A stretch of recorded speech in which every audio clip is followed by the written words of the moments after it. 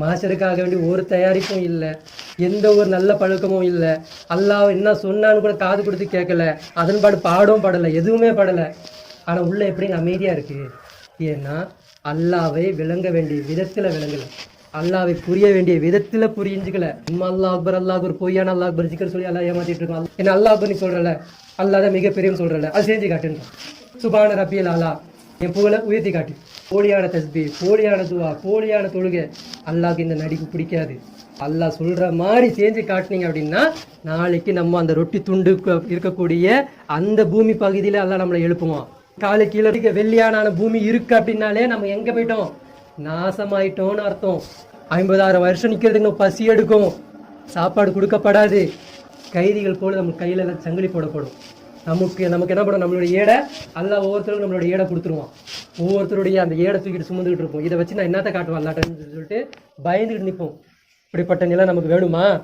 இப்படிப்பட்ட ஒரு வாழ்க்கை நமக்கு வேணுமா? இதுக்காண்டி நம்ம வந்தோம்.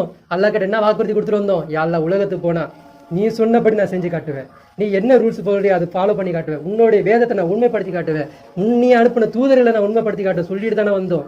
எந்த தூதரை உண்மைப்படுத்தணும், எந்த வேதத்தை உண்மைப்படுத்தணும், எந்த சொல்ல உண்மைப்படுத்தணும், எதுவுமே உண்மைப்படுத்தப்படலை. அது சிந்திக்கிறது கூட மனுஷனுக்கு நேரம் இல்லை. இங்கே ஓடுறான் ஓடிக்கிட்டே இருக்கிறான். எவ்வளோ தூரம் ஓடுவான்? அதான் எல்லாம் கேட்குறான், என்கிட்ட தானே நீ வரப்போற, என் கபரில் தானே வரப்போற, இங்கே தானே உனக்கு நிரந்தர வாழ்க்கை. அப்போ இதெல்லாம் புரிஞ்சுக்கோங்க. இன்ஷா அல்லாஹ் நம்ம படிப்பினை பெறணும். மாஷர் என்பது சாதாரண ஒரு நாள் இல்லை. இந்த நாளுக்காக வேண்டி நான் இப்போவே என்னுடைய ஆத்மாவை நான் தயார்படுத்துவேன்.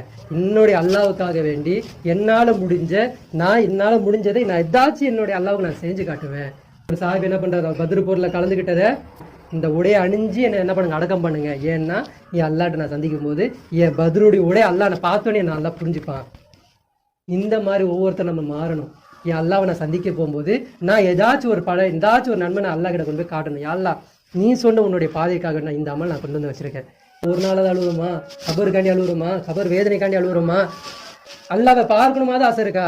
அல்லாஹ் அந்த நாளில் நான் என்ன பண்ணுவேன், என்னுடைய முகத்தை நான் காட்டுவேன்றான். அந்த நாள் ஒவ்வொருத்தரும் அல்லாஹ் பௌர்ணமி நிலவு போன்ற அல்லாஹ் எல்லாரும் பார்ப்பாங்களாம். அல்லாஹ் பார்க்க ஆசை இல்லையா? அல்லாஹ் யாரை பார்க்க ஆசைப்படுறான்? அவன் பால் செய்யக்கூடியவங்க, அவன் சொல்ல கட்டுப்பட்டு நடந்தவங்கள தான் அல்லாஹ் பார்க்க ஆசைப்படுறான்.